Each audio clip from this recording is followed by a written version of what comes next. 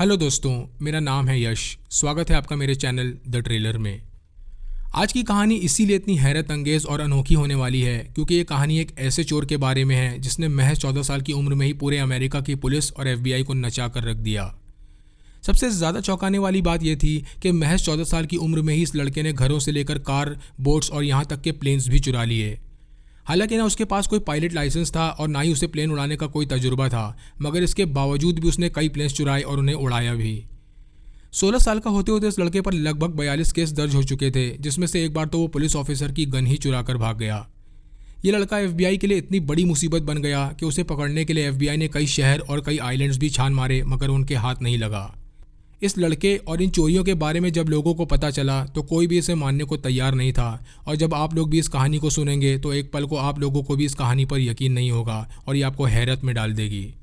तो आखिर कौन था ये महज 14 साल का लड़का, कैसे इसने इन अद्भुत चोरियों को अंजाम दिया और क्या ये कभी पुलिस के हाथ लगा? ये अपने आप में बहुत हैरत अंगेज और अविश्वसनीय है। ये कहानी है कॉल्टन हैरिस मूर नामक एक 14 साल के लड़के की, जिसका जन्म वाशिंगटन के कमानो आइलैंड में हुआ। कॉल्टन का बचपन हमेशा से ही बहुत मुश्किलों भरा रहा, जहां एक तरफ उसकी मां को बहुत ज़्यादा शराब पीने की आदत थी और वो ज़्यादातर नशे में रहती थी, वहीं उसका बाप ड्रग्स का आदी था और इसी नशे की आदत की वजह से उनमें बहुत झगड़ा होता था, जिसकी वजह से उन दोनों का डिवोर्स हो गया। डिवोर्स के बाद कॉल्टन का बाप उसे और उसकी मां को छोड़कर चला गया और उसने उनके लिए ना तो कोई पैसे छोड़े और ना ही कोई कमाई का रास्ता जिससे उनका गुजर बसर हो सके। अब कॉल्टन की हालत और भी ज़्यादा ख़राब होती चली गई क्योंकि वो लोग वैसे ही एक बहुत गरीबी भरी ज़िंदगी जी रहे थे और कॉल्टन की माँ भी अपने नशे की लत की वजह से उस पर बिल्कुल ध्यान नहीं देती। कॉल्टन को अक्सर खाना ना होने की वजह से रात को भूखे पेट सोना पड़ता और अपने इन्हीं हालातों से परेशान होकर वो फैसला करता है कि अब वो चोरियों की शुरुआत करेगा। अब कॉल्टन लोकल स्टोर और सुपरमार्केट जाता और वहाँ से खाने पीने का सामान चुराने लगा, मगर कम उम्र और कम एक्सपीरियंस होने की वजह से वो पकड़ा जाता, जिसके बाद उसे जुवेनाइल डिटेंशन सेंटर भेज दिया जाता। इन जुवेनाइल सेंटर्स में उन बच्चों को रखा जाता जिन्होंने कम उम्र में ही कोई क्राइम किया हो, और जब पुलिस ने इस सिलसिले में कॉल्टन की मां से मिलने की कोशिश की तब उन्होंने ये कहकर पुलिस से मिलने से मना कर दिया कि उनका कॉल्टन से कोई लेना देना नहीं है। इस बात ने कॉल्टन के दिमाग पर बहुत बुरा और बहुत गहरा असर किया और उसने उसी पल ये फैसला कर लिया कि वो इस घर को छोड़कर चला जाएगा। घर छोड़ने के बाद कॉल्टन ने उन घरों को निशाना बनाना शुरू किया जो या तो खाली बंद पड़े होते या जिन घरों के लोग छुट्टियां मनाने के लिए बाहर गए होते। वो दीवारें फांदकर उन घरों के अंदर जाता और घुसते ही सबसे पहले वो फ्रिज खोलकर उसमें से खाने पीने का सामान निकालता और खाने लगता। खाना खाने के बाद वो टीवी देखता और साथ ही साथ सोफे पर आराम भी करता। इन खाली घरों में कॉल्टन को वो सुकून और आराम मिलने लगा जिसके लिए वो हमेशा तरसता था, और यही वो वजह थी कि वो अक्सर एक ही घर में कई रातें गुजारने लगा। कॉल्टन हर जगह को छोड़ने से पहले वहाँ से कुछ कीमती सामान जैसे कैश, सोना और इलेक्ट्रॉनिक आइटम्स अपने साथ ले आता और साथ ही साथ अपनी भूख मिटाने के लिए फ्रिज में रखा खाना भी अपने साथ रख लेता। कॉल्टन ने अपना एक उसूल बना रखा था कि वो हर घर से उन्हीं चीज़ों को चुराएगा जिसका इंश्योरेंस क्लेम घर वालों को मिल सके और उन्हें कोई नुकसान न उठाना पड़े। कॉल्टन ने इन चुराए हुए पैसों से एक टेंट खरीद लिया था और अब वो या तो इन खाली घरों में रात गुजारता या फिर इस टेंट को जंगल में लगाकर वहाँ अपनी रात गुजारता। चूँकि कॉल्टन हर जगह टेंट को अपने साथ लेकर जाता था, जिसकी वजह से उसे हर वक्त अपने कंधे पर एक वजन महसूस होता था, इसीलिए उसने जंगल में ही एक सही जगह ढूंढकर वहाँ अपना टेंट लगा दिया और वो अपना पूरा दिन खाली पड़े घरों में गुजारता और रात को अपने टेंट में आकर सो जाता। कॉल्टन अब धीरे धीरे इस टेंट में उन घरों से लूटा हुआ सामान लेकर जमा करने लगा, जिसमें कैश, खाना पीना और हर वो सामान था जिसकी उसे ज़रूरत थी। अब कॉल्टन को इस टेंट में रहते कई महीने गुजर चुके थे और इस दौरान उसने उस घने जंगल में कई बार अपनी जगह भी बदली ताकि वो किसी की नज़र में ना आए। पुलिस के पास लगातार इन चोरियों की शिकायतें आ रही थीं जिन्हें कॉल्टन अंजाम दे रहा था, और पुलिस एक अनजान चोर के खिलाफ रिपोर्ट दर्ज कर अपनी तलाश शुरू कर देती है। कुछ दिनों की छानबीन के बाद पुलिस के हाथ वो फिंगरप्रिंट्स लग जाते हैं जो कॉल्टन ने चोरियों के दौरान उन घरों में छोड़े थे। चूँकि कॉल्टन पहले भी सुपरमार्केट में चोरी करने की वजह से जुवेनाइल डिटेंशन सेंटर जा चुका था, जिसकी वजह से पुलिस के पास उसके फिंगरप्रिंट्स और रिकॉर्ड्स थे, और पुलिस जैसे ही इन फिंगरप्रिंट्स को अपने क्रिमिनल डेटाबेस से मैच करती है वो कॉल्टन के फिंगरप्रिंट से मैच हो जाते हैं, और अब पुलिस के पास फिंगरप्रिंट्स के साथ साथ कॉल्टन की फ़ोटो भी थी। अब पुलिस के हाथ कॉल्टन की फ़ोटो तो लग चुकी थी, मगर उसे पकड़ना उनके लिए एक चैलेंज बनता जा रहा था, और इसीलिए वो लोग न्यूज़पेपर से लेकर टीवी चैनल तक उसकी फ़ोटो को सर्कुलेट करना शुरू करते हैं। जगह जगह वांटेड पोस्टर और न्यूज़पेपर में फ़ोटो छपने की वजह से लोग कॉल्टन के बारे में जानने लगे, मगर फिर भी वो अपना भेष बदलकर अपनी ज़रूरत का सामान चुराए हुए पैसों से ख़रीदता रहा। कॉल्टन अब 15 साल का हो चुका था और सन 2007 में वो एक घर के बाहर से एक पार्सल चुराते हुए पकड़ा जाता है। ये वो पार्सल था जिसे डिलीवरी वाले लोगों के घरों के दरवाजे पर छोड़ जाते थे, और उस घर का पड़ोसी जैसे ही पुलिस को इस चोरी की खबर देता है, पुलिस कॉल्टन को गिरफ्तार कर लेती है। गिरफ्तार करने के बाद कॉल्टन को फिर से जुवेनाइल डिटेंशन सेंटर भेज दिया जाता है। डिटेंशन सेंटर पहुंचने के बाद कॉल्टन ने अपना एक नया रूप दिखाया। अब वो अपने सेल्फ इम्प्रूवमेंट पर काम करने लगा, बहुत सारी बुक्स पढ़ने लगा और साथ ही साथ स्केच ड्राइंग्स भी बनाने लगा। बुक्स पढ़ने के दौरान कॉल्टन का इंटरेस्ट एरोप्लेन्स में काफ़ी ज़्यादा बढ़ने लगा और इसीलिए उसने कई एरोप्लेन्स के स्केच भी बनाए। कॉल्टन जेल में होने वाली क्लासेस में भी बढ़ चढ़कर हिस्सा लेने लगा, जिससे सबको ये लगने लगा कि उसमें बदलाव आ रहा है और वो डिटेंशन सेंटर से निकलने के बाद चोरियां छोड़कर एक अच्छी ज़िंदगी गुजारेगा। कॉल्टन अक्सर जेल के सुपरवाइजर से ये भी कहता कि वो यहाँ से निकलकर यूनिवर्सिटी जाएगा और अपनी पढ़ाई पूरी करेगा, मगर इन सब के पीछे कॉल्टन की एक बहुत शातिर चाल थी जो आगे चलकर कामयाब भी हुई। डिटेंशन सेंटर में 10 महीने गुजारने के बाद उसे अच्छा बर्ताव करने की वजह से एक चाइल्ड केयर होम भेज दिया जाता है। हालांकि इस चाइल्ड केयर होम में डिटेंशन सेंटर की तरह जाली लगी दीवारें तो नहीं थीं, मगर सिर्फ 2 गार्ड्स थे जो यहाँ की रखवाली करते थे। अब कॉल्टन उन दोनों गार्ड के मूवमेंट्स पर नज़र रखने लगता है और एक रात वो अपना सारा सामान लेकर खिड़की से बाहर कूदता है और उस चाइल्ड केयर होम से भाग जाता है और इस तरह कॉल्टन एक बार फिर आज़ाद हो चुका था। 1 साल तक छोटे मोटे काम करने के बाद कॉल्टन को लगने लगता है कि वो चोरियां करके ज़्यादा अच्छी ज़िंदगी जी रहा था और इसीलिए वो दोबारा चोरियों की शुरुआत करने का फैसला करता है। अब सन 2009 आ चुका था और कॉल्टन 17 साल का हो चुका था और वो फिर से अपना टेंट एक घने जंगल में लगाता है और घरों और स्टोर्स को लूटना शुरू करता है। कॉल्टन हाथ पैरों से काफ़ी मजबूत था, जिसकी वजह से वो कोई भी दीवार बहुत आसानी से फांद जाता था और किसी भी पाइप पर आसानी से चढ़ जाता था और यही वो वजह थी कि वो एक घर में बहुत आसानी से खिड़की के जरिए घुस गया जो 2nd फ्लोर पर था। चूँकि चाइल्ड केयर सेंटर से भागने के बाद पुलिस कॉल्टन को लगातार ढूंढ रही थी और एक रोज़ पुलिस की नज़र जैसे ही कॉल्टन पर पड़ती है और उसका पीछा करने लगती है। पुलिस से भागते हुए कॉल्टन एक कार पार्किंग में जाकर छुप जाता है और महज कुछ ही देर के अंदर वो एक मर्सिडीज कार का शीशा तोड़ता है और उस कार को स्टार्ट कर उसे लेकर वहां से फरार हो जाता है। कॉल्टन को कार में भागता देख पुलिस उसका पीछा करने लगती है, मगर कुछ ही देर में वो गाड़ी लेकर जंगल की तरफ गायब हो जाता है। पुलिस कॉल्टन को किसी भी कीमत पर पकड़ना चाहती थी और इसीलिए वो पूरे जंगल में सर्च ऑपरेशन चलाती है और इस जंगल के एक एक चप्पे को तलाशना शुरू करती है। शाम होते होते पुलिस के हाथ एक कार लगती है जो पूरी तरह क्रैश हो चुकी थी और ये वही कार थी जिसमें कॉल्टन भागा था। कार की छानबीन करने पर पुलिस को पता चलता है कि कॉल्टन वहां से घने जंगलों में भाग चुका है और एक बार फिर कॉल्टन पुलिस के हाथों से निकल चुका था।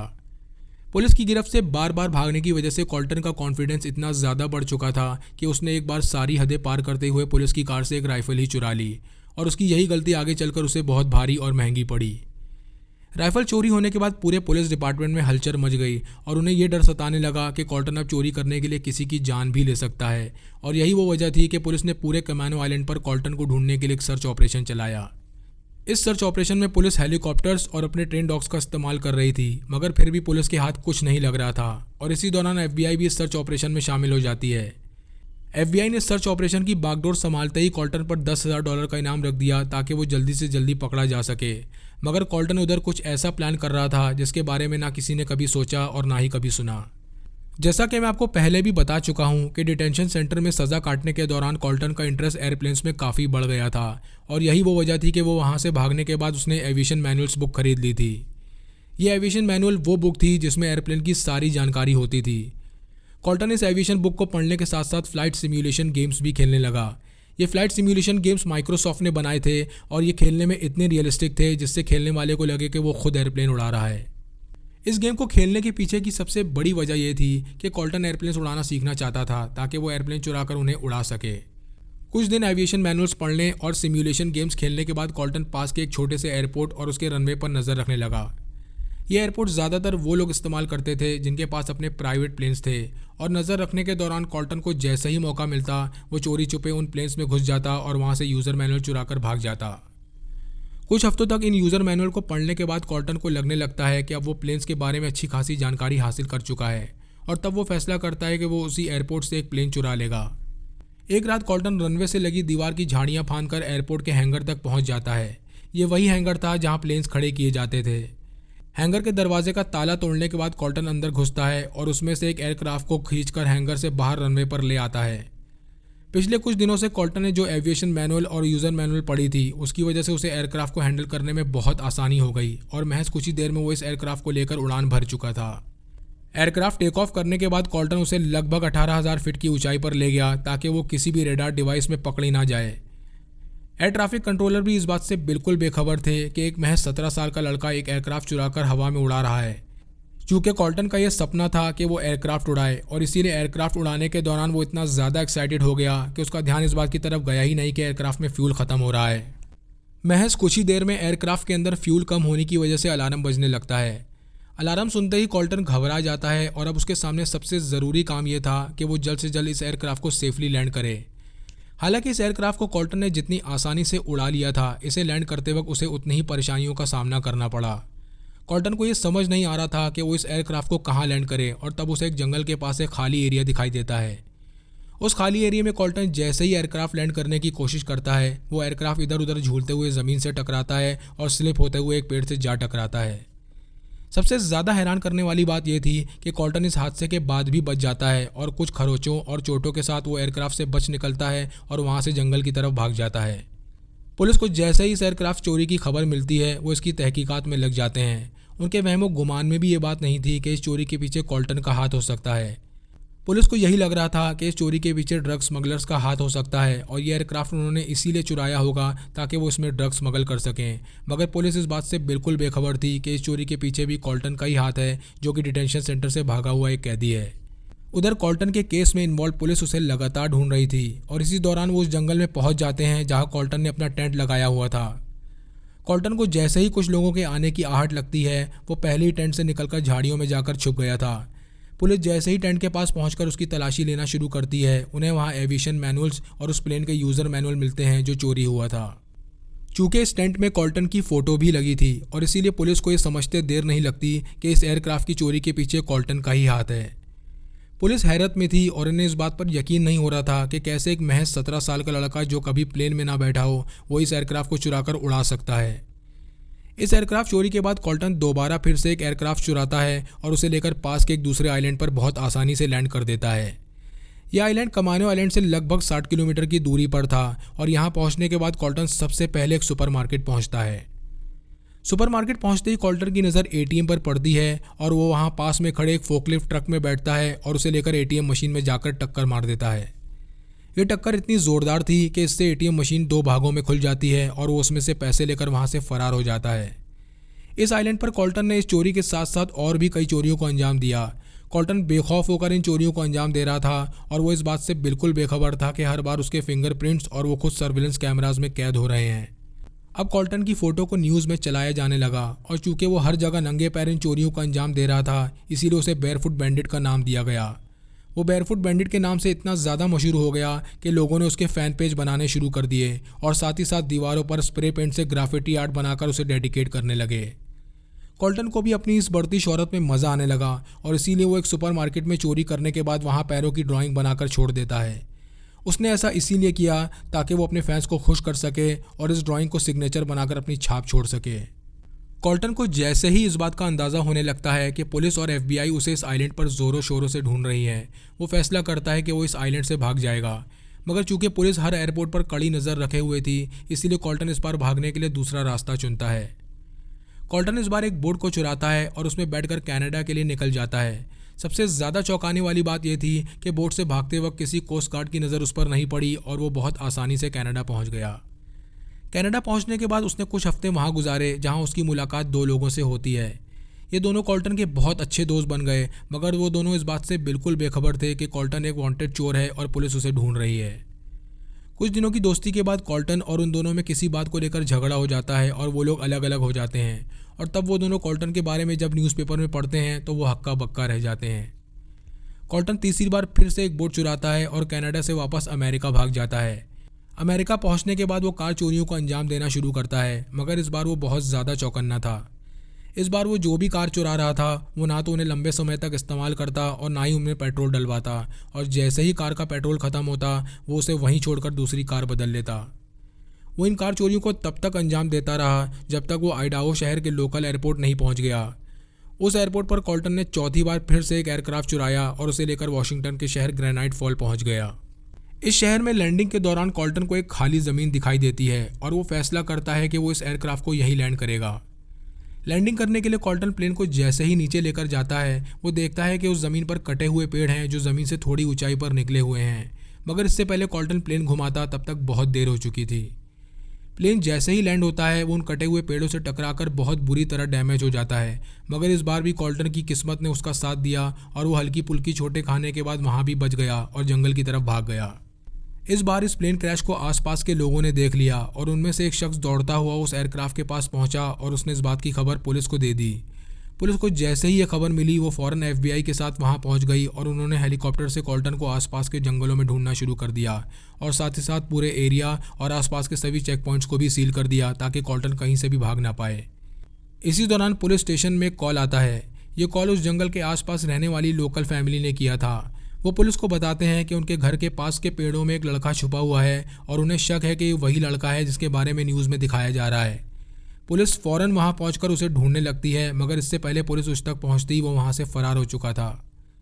कॉल्टन इतनी जल्दी में वहां से भागा कि उसका सारा सामान वहीं छूट गया और पुलिस ने फौरन उसके सारे सामान को जब्त कर लिया। इस सामान में पुलिस के हाथ वो बैग लग गया जिसमें लगभग $20,000 कैश था और साथ ही साथ उन्हें एक कैमरा भी मिला जिसमें कॉल्टन ने अपनी सेल्फीज खींच रखी थी। इतनी सारी फोर्स और इतना बड़ा सर्च ऑपरेशन चलाने के बावजूद भी पुलिस और FBI कॉल्टन को पकड़ने में नाकामयाब रहे और उधर कॉल्टन 5वीं बार फिर से एक एयरक्राफ्ट को चुराकर दूसरे आइलैंड भाग गया।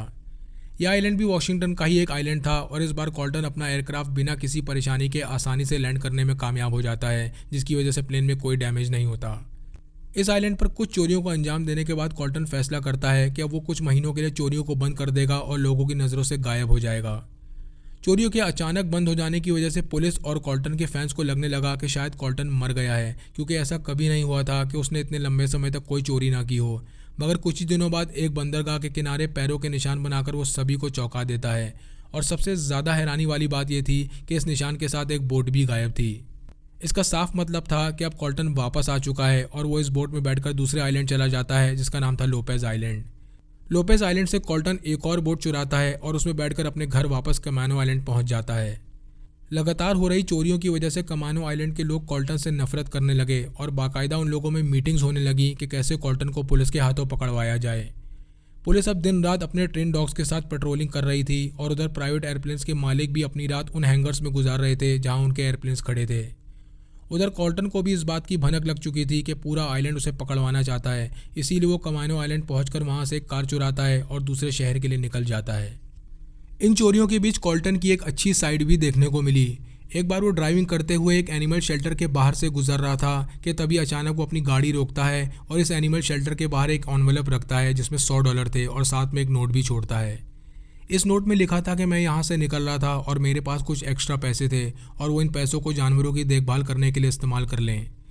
इस नोट पर कॉल्टन ने अपने साइन भी किए और साथ ही साथ अपना सिग्नेचर बेयरफुट बैंडिट भी लिख दिया। कॉल्टन इस बार फैसला करता है कि अब वो वॉशिंगटन से बाहर निकलेगा और इसीलिए वो चोरी की गाड़ियों से एक स्टेट से दूसरे स्टेट जाने लगता है। पुलिस से लेकर FBI और पूरे अमेरिका में कोई नहीं जानता था कि आखिर कॉल्टन है कहाँ और आखिरकार 9 स्टेट 3200 किलोमीटर और 11 कारें चुराने के बाद वो इंडियाना के शहर ब्लूमिंगटन के एक एयरपोर्ट पहुंचता है। एयरपोर्ट पहुंचने के बाद वो पेड़ों के पीछे छुपकर एयरक्राफ्ट पर नज़र रखने लगा और सही मौके का इंतज़ार करने लगा और उसने जैसे ही देखा कि पायलट एयरक्राफ्ट का दरवाज़ा खुला छोड़कर किसी काम के लिए गया है, वो फ़ौरन उस एयरक्राफ्ट में चढ़ता है और उसे लेकर उड़ जाता है। इस एयरक्राफ्ट को लेकर कॉल्टन बहामास आइलैंड पहुंचता है और वहां कुछ ऐसा हुआ जिसकी वजह से कॉल्टन की आखिरी फ्लाइट साबित हुई। कॉल्टन का प्लेन अब बहामास आइलैंड के आसमान में उड़ रहा था कि तभी कुछ लोगों की नज़र इस प्लेन पर पड़ती है और वो लोग देखते हैं कि ये प्लेन बार बार एक ही जगह में चक्कर लगा रहा है। कॉल्टन के बार बार चक्कर लगाने के पीछे की वजह ये थी कि उसे लैंड करने के लिए सही जगह नहीं मिल पा रही थी और तभी उसकी नज़र कुछ दूरी पर एक खाली पड़ी ज़मीन पर पड़ती है। ये ज़मीन बिल्कुल फ्लैट थी जिसकी वजह से कॉल्टन ने अपना प्लेन बहुत आसानी से लैंड कर लिया और लैंड करते ही वो जंगलों की तरफ भाग गया। कुछ ही देर में वहाँ पुलिस पहुँच जाती है और एयरक्राफ्ट की छानबीन शुरू कर देती है जिसमें उन्हें ये पता चलता है कि एक अमेरिकन प्लेन है। पुलिस फ़ौरन इस बात की खबर अमेरिकन अथॉरिटीज़ को देती है जिसे सुनते ही उनके कान खड़े हो जाते हैं। उन्हें शक होने लगता है कि हो ना हो ये कॉल्टन का ही काम है और इसीलिए वो कॉल्टन के बारे में सारी इन्फॉर्मेशन बहामास पुलिस को दे देते हैं। ये खबर पूरे बहामास में आग की तरह फैल जाती है और अब हर न्यूज़ चैनल कॉल्टन के बारे में खबरें दिखाने लगता है। कॉल्टन बिना वक्त गवाए यहाँ भी अपनी चोरियों की शुरुआत कर देता है और वो सबसे पहले एक रेस्टोरेंट और डिपार्टमेंटल स्टोर को अपना निशाना बनाता है जहाँ से वो कैश, खाने पीने और ज़रूरत का सामान चुरा लेता है। इन चोरियों को अंजाम देने के बाद कॉल्टन फिर से जंगल में टेंट लगाकर रहने लगता है। अब वो बीच पर जाकर स्विमिंग करने लगा और टूरिस्ट स्पॉट पर घूमने लगा मानो वो किसी वैकेशन पर आया हो। कुछ दिन जंगल में रहने के बाद कॉल्टन फिर से एक कार चुराता है और इस आइलैंड से एक बड़े शहर पहुंच जाता है। उस शहर में पहुंचने के बाद कॉल्टन वहां बंदरगाह पर खड़ी बोट्स पर नज़र रखना शुरू कर देता है और जैसे ही वो देखता है कि बोट का मालिक बोट की चाबी अपनी कार में रखकर रेस्टोरेंट के अंदर गया है, वो जाकर उस कार का शीशा तोड़ता है और बोट की चाबी निकाल लेता है। बोट की चाबी हाथ लगते ही वो फौरन बोट में बैठता है, इंजन स्टार्ट करता है और वहाँ से फरार हो जाता है। इस बोट में बैठकर वो बहामास के दूसरे आइलैंड निकल जाता है जिसका नाम था ओलिवेरा आइलैंड। इस आइलैंड पर पहुंचने के बाद कॉल्टन की कोशिश थी कि वो किसी भी तरह लोगों की नज़रों से बचा रहे, क्योंकि न्यूज़ में बार बार उसकी फ़ोटो और उसका नाम आने की वजह से लोग उसे पहचानने लगे थे। कभी कभार वो रेस्टोरेंट के पास से गुजरता तो ये देखता कि वहाँ के टीवी स्क्रीन्स पर न्यूज़ चल रही है जिसमें उसके बारे में बताया जा रहा है और साथ ही साथ उसके वांटेड पोस्टर्स भी टीवी स्क्रीन पर दिखाए जा रहे हैं। और यही वो वजह थी कि वो भेष बदल कर बाहर निकलने लगा। इस आइलैंड पर कुछ दिन गुजारने के बाद कॉल्टन फिर से एक बोट चुराता है, मगर इस बार वो एक ऐसी बेवकूफ़ी कर बैठता है जिसकी वजह से वो पुलिस के हाथ लग गया। बोट में बैठने के बाद कॉल्टन उस बोट को पानी में इधर उधर घुमा रहा था कि तभी उसकी नज़र दो लड़कों पर पड़ती है जो किनारे पर खड़े थे। इन दोनों लड़कों को देख कॉल्टन अपनी बोट के साथ करतब दिखाने लगता है और साथ ही साथ पानी में स्टंट करने लगा। ये देख वो दोनों लड़के कश्मकश में पड़ गए और सोचने लगे कि आखिर ये लड़का उनके सामने स्टंट क्यों दिखा रहा है। कुछ देर बाद कॉल्टन बचकानी हरकत दिखाते हुए बोट उन दोनों लड़कों के करीब ले जाता है और उनसे कहता है कि तुम मुझे नहीं जानते, मेरा नाम कॉल्टन है, द बेयरफुट बैंडिट। ये सुनते ही उन दोनों में से एक फ़ौरन कॉल्टन को पहचान लेता है और वो ये बात बहुत अच्छी तरह जानता था कि कॉल्टन के सर पर $10,000 का इनाम है। अब वो लड़का कॉल्टन को पकड़ने के लिए उसे ना पहचानने का नाटक करने लगता है और उससे बात करने के लिए अपने पास बुलाने लगता है। ये देख कॉल्टन अपनी बोट लेकर उसके थोड़ा करीब जाता है और उससे कहता है कि मैं जानता हूँ कि तुमने मुझे पहचान लिया है और तुम पुलिस से कहो कि वो मुझे आकर पकड़ लें, क्योंकि मैं उनके साथ खेलना चाहता हूँ। कॉल्टन के मुंह से ऐसी बात सुनकर वो दोनों लड़के हक्का बक्का रह गए। इसी दौरान दूसरा लड़का अपने एक दोस्त को फ़ोन करता है जिसके पास बोट थी। वो उससे कहता है कि वो अपनी बोट लेकर यहाँ आ जाए ताकि वो लोग कॉल्टन को पकड़ सकें। कॉल्टन उस दूसरे लड़के को फ़ोन पर बात करते हुए देख लेता है और अपनी बोट लेकर वहाँ से फरार हो जाता है। वो दोनों अभी कॉल्टन को बोट के साथ जाता देख ही रहे थे कि तभी उनका दोस्त अपनी बोट में 4 और लोगों को लेकर वहाँ पहुँच जाता है और उन दोनों लड़कों को भी अपनी बोट में बिठा लेता है। अब वो कुल 6 लोग एक बोट में सवार होकर कॉल्टन का पीछा करने लगते हैं। अब तक कॉल्टन की बोट उन लोगों से बहुत दूर निकल चुकी थी, मगर चूंकि इन लोगों के पास स्पीड बोट थी इसीलिए 6 लोग बहुत जल्दी कॉल्टन के करीब पहुँच जाते हैं। कॉल्टन की बोट के करीब पहुंचते ही उनमें से एक अपनी बंदूक निकालकर कॉल्टन पर निशाना लगा देता है, मगर कॉल्टन को भी बोट चलाने में काफ़ी महारत हासिल थी और वो अपनी बोट को उनके सामने से स्लाइड करता है, जिसकी वजह से समंदर का पानी उन्हें और उनकी पूरी बोट को भिगा देता है। ये पानी उस बोट के ड्राइवर की आंख में भी चला गया, जिसकी वजह से उसे कुछ देर के लिए दिखना बंद हो गया और इतनी ही देर में कॉल्टन उन लोगों से बचकर भागने में कामयाब हो गया और एक किनारे पर पहुँच गया। इस किनारे के पीछे एक महल नुमा घर था जहाँ एक सिक्योरिटी गार्ड खड़ा था। वो सिक्योरिटी गार्ड काफ़ी देर से उन 6 लोगों को कॉल्टन का पीछा करते देख रहा था, जिसमें वो लोग पीछे से चिल्ला रहे थे और उनमें से कॉल्टन पर बंदूक से निशाना लगाए हुए था। ये देख वो पुलिस को खबर देने की सोच ही रहा था कि तभी वो देखता है कि कॉल्टन उसी की तरफ आ रहा है। कॉल्टन को अपनी तरफ आता देख वो बोट को धीमा करने का इशारा करता है, मगर कॉल्टन बोट को किनारे में लेकर घुस जाता है और खुद बोट से कूदकर बाहर निकलता है और भागता हुआ झाड़ियों की तरफ चला जाता है। ये देख सिक्योरिटी गार्ड कॉल्टन का पीछा करते हुए उसकी तरफ भागता है, मगर तब तक कॉल्टन झाड़ियों में जाकर छुप चुका था। सिक्योरिटी गार्ड को जब कॉल्टन दिखाई नहीं देता तब वो वहाँ के लोकल पुलिस कमांडर को फ़ोन करता है और उनसे कहता है कि उसने उस लड़के को अपने घर के गार्डन के आसपास देखा है जिसके बारे में न्यूज़ में दिखाया जा रहा है। ये सुनते ही पुलिस कमांडर फ़ौरन उस एरिया और बंदरगाह की पुलिस को अलर्ट कर देता है और वो लोग उस पूरे एरिया को घेर लेते हैं। पुलिस को तलाशी करता देख कॉल्टन झाड़ियों में छिपते हुए धीरे धीरे बंदरगाह की तरफ बढ़ने लगता है और बहुत खामोशी से बंदरगाह होते हुए पानी में उतर जाता है। पानी में उतरने के बाद वो धीरे धीरे तैरते हुए एक बोट तक पहुंचता है और उसमें चढ़ जाता है और तभी पुलिस और वहां खड़े लोगों की नज़र उस बोट पर पड़ती है और वो लोग देखते हैं कि वो बोट धीरे धीरे आगे बढ़ रही है। चूँकि बोट की हेडलाइट भी बहुत डिम थी और वो बहुत धीरे धीरे आगे बढ़ रही थी, इसीलिए वहाँ खड़ी पुलिस और दूसरे लोग इस कश्मकश में पड़ जाते हैं कि ये बोट अपने आप आगे कैसे चल रही है। और तभी अचानक कॉल्टन बोट की स्पीड बढ़ाता है और बोट लेकर थोड़ी दूरी पर निकल जाता है। अब पुलिस को ये समझते देर नहीं लगी कि ये बोट कॉल्टन ही लेकर भागा है, मगर चूँकि उस वक्त उनके हाथ में पुलिस बोट्स नहीं थी, इसीलिए वहाँ खड़े लोग पुलिस को अपनी बोट्स ऑफर करते हैं ताकि वो कॉल्टन को पकड़ सकें। बोट में बैठते ही पुलिस कॉल्टन के पीछे लग जाती है, मगर कॉल्टन उनसे अच्छी खासी दूरी पर निकल चुका था और वो बार बार पीछे मुड़कर ये देख रहा था कि पुलिस उससे कितनी दूरी पर है। और तभी उसकी बोट एक छोटे आइलैंड के किनारे से टकराती है, जिसकी वजह से उसकी बोट नीचे जमी रेत में फंस जाती है। कॉल्टन की कई बार कोशिश करने के बावजूद भी वो बोट वहाँ से नहीं निकलती और इसी दौरान पुलिस उसे चारों तरफ से घेर लेती है और तब कुछ ऐसा होता है जो पुलिस के वहमो गुमान में भी नहीं था।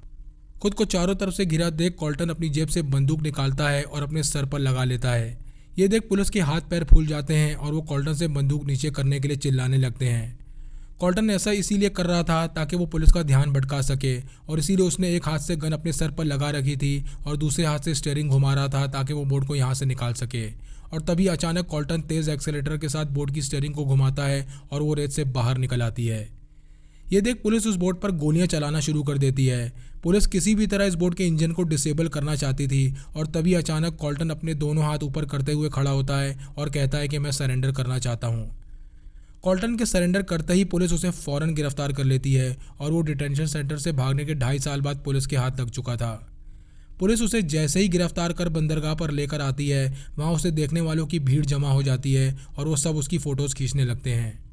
बहामास पुलिस उस चोर को पकड़ने में कामयाब हो चुकी थी जिसे अमेरिकन पुलिस और FBI भी मिलकर नहीं पकड़ पाए और कॉल्टन को हिरासत में लेने के बाद उसे इस आइलैंड से बहामास के दूसरे आइलैंड ट्रायल के लिए भेज दिया गया। सबसे ज़्यादा हैरानी वाली बात यह थी कि कॉल्टन पर सारी चोरियां जो उसने बहामास में की थीं वो साबित होने के बाद भी कोर्ट उस पर महज $300 का जुर्माना लगाता है। अब बारी थी कॉल्टन को अमेरिकन पुलिस के हवाले करने की, जहां एक लंबी सज़ा पहले से ही उसका इंतज़ार कर रही थी। चूँकि कॉल्टन का ट्रायल अमेरिका में सन 2010 में शुरू हुआ और तब तक उसकी उम्र 19 साल हो चुकी थी। कॉल्टन पर कुल 67 केसेस के मुकदमे दर्ज हुए जो उसने अमेरिका, कनाडा और बहामास में अंजाम दिए थे। मगर कॉल्टन की किस्मत अच्छी थी कि उसका केस लड़ने के लिए वहाँ के एक बहुत मशहूर वकील को अपॉइंट किया गया जिसका नाम था जॉन हेनरी ब्राउन।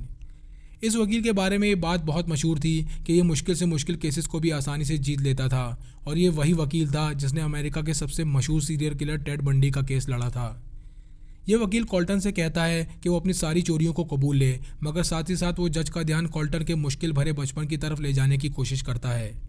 वो जज को बताता है कि कॉल्टन ने बचपन में किन किन मुसीबतों का सामना किया और कैसे उसे बिना माँ बाप के कई परेशानियों का सामना करना पड़ा और यही वो वजह है कि इन हालातों ने उसे चोरियाँ करने पर मजबूर कर दिया। वकील की दलीलें सुनने के बाद जज को कॉल्टन पर तरस आ जाता है और वो जूरी से सलाह मशवरा करने के बाद कॉल्टन को 7 साल की सज़ा सुनाता है। हालांकि जेल में 5 साल बिताने के बाद कॉल्टन को पैरोल पर जेल से रिहा कर दिया जाता है।